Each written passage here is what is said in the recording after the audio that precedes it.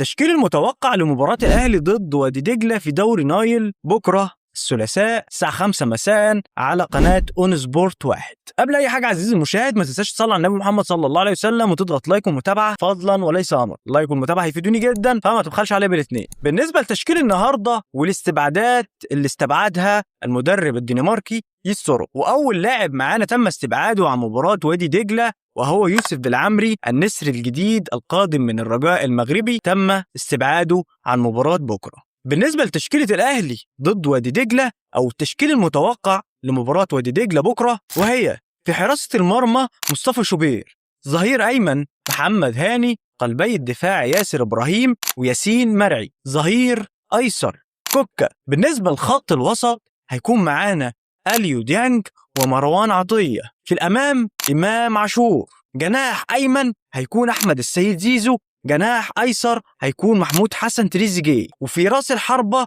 النسر الجديد القادم من سيراميكا كليوباترا مروان عثمان. ده التشكيل المتوقع لمباراة الأهلي ضد وادي دجلة في دوري نايل. المباراة هتكون بكرة الساعة 5 مساء. طبعا التشكيل ده ما تغيرش ونفس التشكيل اللي لعب بيه المدرب يستروب ضد يانج أفريكانز في دوري أبطال إفريقيا، وده التشكيل الأنسب من وجهة نظري. قول لنا وجهة نظرك في التعليقات، هل ده التشكيل المناسب لمواجهة وادي دجلة في دوري نايل ولا لا؟